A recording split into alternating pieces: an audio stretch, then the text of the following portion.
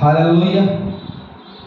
Good morning. सुबह के समय आप सभी का स्वागत है। एक बार फिर से आज के क्लास में हम आगे बढ़ रहे हैं और बढ़ते हुए निर्गमन की किताब उसका 30वां अध्याय और वचन 34 से आगे आज हम देखना आरंभ करेंगे। सुगंधित द्रव्य, उसके विषय में हम आज चर्चा करेंगे कि सुगंधित द्रव्य के लिए परमेश्वर ने मूसा से क्या कहा। फिर यहोवा ने मूसा से कहा, क्या बोला भैया? बोल, नखी और कुंदरू, बोल नखी और कुंदरू से सुगंध द्रव्य शुद्ध लोभान समेत ले लेना। बोल नखी और कुंदरू, ये सुगंध द्रव्य शुद्ध लोभान समेत ले आना। ये सब एक तौल के हों, एक बराबर होने चाहिए इसको लेकर के आने का।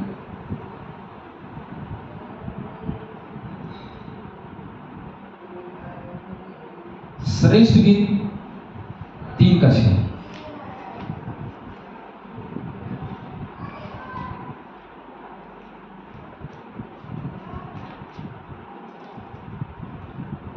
यह क्या है जो धुएं के खंभे समान गंधरस और लोभान से सुगंधित और व्यापारी की सब भांति की बुकनी लगाए हुए जंगल से निकला आता है ना? गंधरस, लोभान और व्यापारी की सब प्रकार की सभी भांति की सुगंधित द्रव्य जो बुकनी के तौर पे लगाए निकला है। तो सभी जो है वो एक तौल के होने चाहिए, एक नाप के होने चाहिए, अलग अलग एक ही नाप का।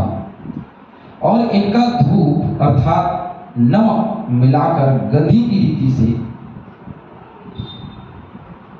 और इनका धूप अर्थात नमक मिलाकर गंधी की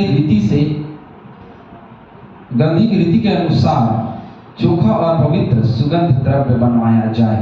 उसमें किसी भी प्रकार की मिलावट नहीं। चोखे का मतलब होता है उसमें किसी भी प्रकार की मिलावट नहीं, और तगड़ी खुशबू सुगंध देने वाली सुगंधित द्रव्य बनाई जाए और पवित्र बनाई जाए। जैसे परमेश्वर के हर स्थान या हर जगह में पवित्रता की बात आई है, तो पवित्रता बनाए रखना है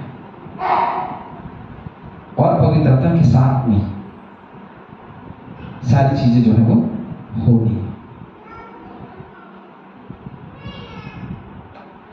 चैनल को लाइक करें, सब्सक्राइब करें, शेयर करें, ताकि बहुत तेरे लोगों तक सारी चीजें जो है वो पहुंच सके और आशीष को प्राप्त कर सके। परमेश्वर ने जो चीजें उन दिनों में अपने लोगों को, परमेश्वर ने खुद ही अपने ऊपर अपने लिए सुगंधित द्रव्य, अपने लिए हल्दी, पवित्रता की बातें, अपने लिए पवित्र स्थान सब कुछ बनाने की आज्ञा दी और उसको बनाओ। वही आज्ञा हमको मिला कि तुम्हारा मन पवित्र आत्मा का मंदिर, और उस मंदिर को संभाल करके रखने की जिम्मेदारी हमारी और सुगंध से भरने की जिम्मेदारी हमारी। एक बहुत अच्छा उदाहरण बताऊंगा, सुगंधित द्रव्य के विषय में भी आया है। तो एक बड़े ही भले मानुष ने कहा अपने 3 पुत्रों को, और अपने तीनों पुत्र को कुछ रुपया दिया और कहा कि इन सारी चीजों से अपने पूरे घर को भर दो। क्या कर दो? पूरे घर को भर दो। तो अब तीनों पुत्र लग गए घर को भरने के लिए, और तीनों पुत्र ने घर को भर दिया, है ना? और पिताजी जब आए तो पिताजी ने कहा, भाई दिखाओ क्या क्या भरा अपने अपने घर के अंदर में। पूरा भरा हुआ होना चाहिए, एक जगह एक कोना खाली नहीं होना चाहिए, पूरा भर दिया जाए, पूरा भरा हो। तो क्या किया जाए? चलो भाई दिखाओ क्या क्या से भरा। तो सबसे पहले बड़े बेटे के घर में गया, बड़े बेटे के घर को देखा तो उसने अपने पूरे घर को कचरे से भर दिया था, क्योंकि भाई कम पैसा था तो कचरे से ही भर सकता है। तो एक बेटे ने कचरे से उसको भर दिया। दूसरा मंझला वाला बेटा, वो सोचते ही रह गया कि मैं क्या चीज से भरूं, क्या चीज से भरूं, क्या चीज से भरूं। समय आ गया, वो कुछ कर ही नहीं पाया। एक ने कचरा भरा, दूसरे ने कुछ किया ही नहीं, क्योंकि उतने में वो भर नहीं सकता था, उसका दिमाग नहीं लगा, उसका दिमाग कम था। लेकिन तीसरे बेटे की जब बारी आई, सबसे छोटे बेटे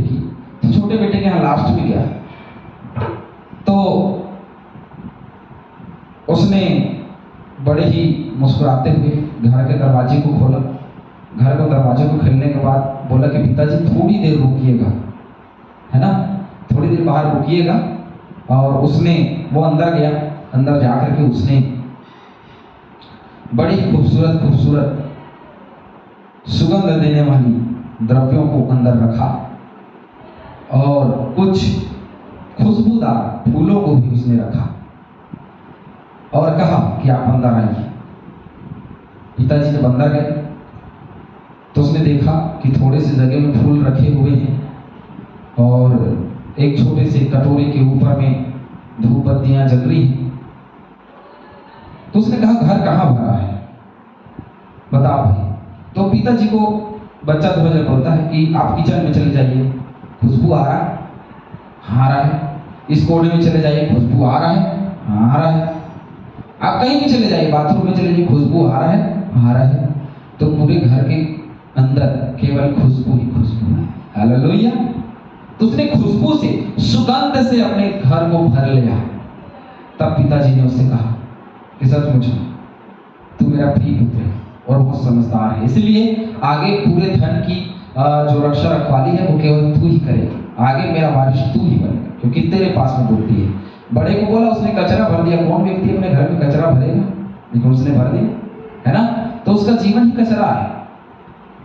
ठीक वैसे ही आज यदि मसीहियों को बोला जाता है कि अपने जीवन में परमेश्वर की आत्मा को रखो, लेकिन लोग नहीं रखते।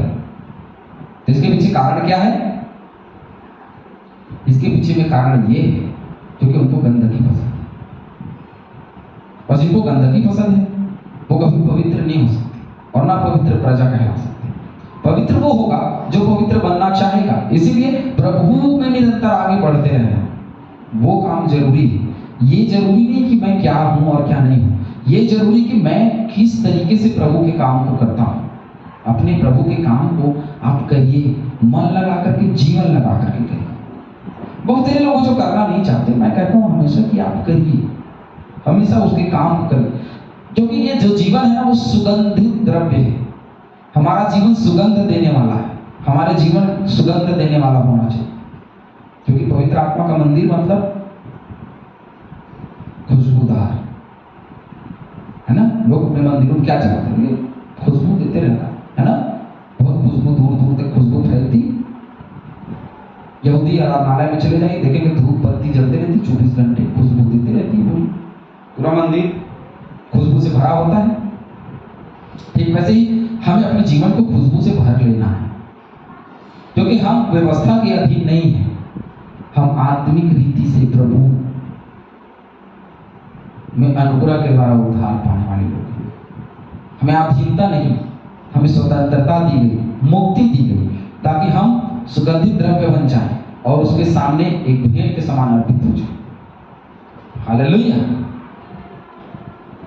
36 पद में लिखा है, फिर उसमें से कुछ पीस कर बारीक कर डालना, तब उसमें से कुछ मिलाप वाले तंबू में साक्षी पत्र के आगे जहां मैं तुझसे मिला करूंगा रखना, क्योंकि भैया परमेश्वर को सुगंधित चीजें पसंद है, तो वहां रखना, तभी मैं उपस्थित होऊंगा। भाई जहां हम उपस्थित होंगे, जहां हम मिलेंगे, वहां वो सुगंधित द्रव्य होना चाहिए, साक्षी पत्र के आगे होना चाहिए।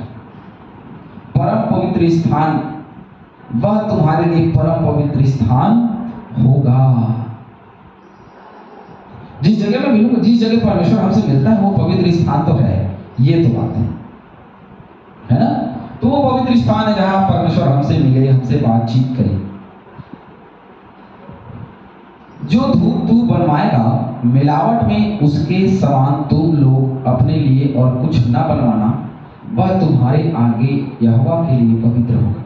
उसके समान और कुछ नहीं बनाना है, वैसे ही बनाना और वैसे ही बना करके धूप वेदी अगरबत्ती चढ़ाने का, वो सुगंधित द्रव्य चढ़ाने का नहीं। आप उसका डुप्लीकेट नहीं बनाएंगे। डुप्लीकेट क्यों चढ़ाएंगे? और मैं यही बात आज मसीहियों से कहता हूं कि कभी भी जब कोई सामान, कई लोग पंखा देते हैं डुप्लीकेट, माइक देते हैं डुप्लीकेट, और कोई चीजें देते हैं डुप्लीकेट। क्रिसमस के समय में चावल देते हैं, मजेदार नहीं रहता, नया चावल, सस्ता चावल, है ना। कई लोग तेल देते हैं, वो भी सस्ता चावल। तो ये चीजें नहीं करें। जो बेहतर से बेहतर है वो परमेश्वर के सामने रखा जाता है। नहीं तो हाबिल का भेंट ग्रहण हुआ, केन का क्यों नहीं होता? केन का इसलिए नहीं, क्योंकि उसने उत्तम नहीं दिया ना, और हाबिल ने उत्तम से उत्तम चढ़ाया, और केन ने वैसा नहीं किया, इसलिए उसकी भेंट ग्रहण नहीं की। यदि आज हम सुगंधित द्रव्य के समान अपने जीवन को चढ़ाते हैं तो उनको ग्रहण करेगा, नहीं तो नहीं करेगा। आज अपना हमारा जीवन हमारे ही हाथ में है, हमारा चढ़ाया जाना हमारे ही हाथ में है, हमारा उद्धार पाना हमारे हाथ में है, हमारा स्वर्ग जाना हमारे हाथ में है, किसी और के हाथ में नहीं है। तो किसी प्रकार की मिलावट ना हो। वैसे मसीही जीवन में भी मिलावट नहीं होनी चाहिए। एक तरफ मसीही जीवन, दूसरी तरफ है ना, एक तरफ बोले प्रभु प्रभु और दूसरी तरफ बगल में छुरी लेके बैठे मार डालेंगे, है ना। तो ऐसा नहीं, पाप एक तरफ और एक तरफ पुण्य, दोनों नहीं कर सकते। आप केवल और केवल पुण्य करते रहिए, केवल केवल अच्छे काम करते रहिए, केवल और केवल प्रभु के वचनों में चलिए, उसी के बातों को मानते रहिए, बड़ा मेहनत कीजिए, तब हम पवित्र किए जाएंगे और उसकी पवित्र प्रजा कहलाएंगे। जो कोई सूंघने के लिए उसके समान कुछ बनाए वह अपने लोगों में से नष्ट किया जाएगा।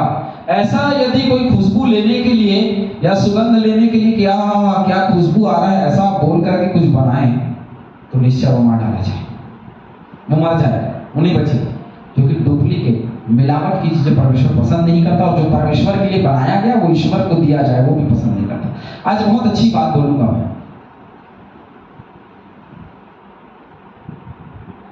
देखिए मसीहियों में एक चीज जो है वो नहीं चलता, पांव छूना। सभी लोग बोलते पांव छूना नहीं चलता, हम पांव नहीं छूते। लेकिन हमारे ही रिश्तेदार, हमारे परिवार में कई लोग ऐसे होते हैं जो हिंदुत्व से आते हैं, या कई लोग अलग चीजों से आते हैं, ठीक है। उनकी परंपरा है एक प्रकार की। कई लोग दंडवत, देखिए मन नहीं कर रहे हैं दंडवत मत करिए, लेकिन ये मत बोलिए कि बाइबल में कहीं भी दंडवत के विषय में नहीं लिखा है ना। तो यदि दंडवत के विषय में कुछ बातें लिखी हुई हैं तो क्या लिखी? किसी को ईश्वर करके, किसी के सामने उसको परमेश्वर करके दंडवत नहीं करना, झुकना नहीं।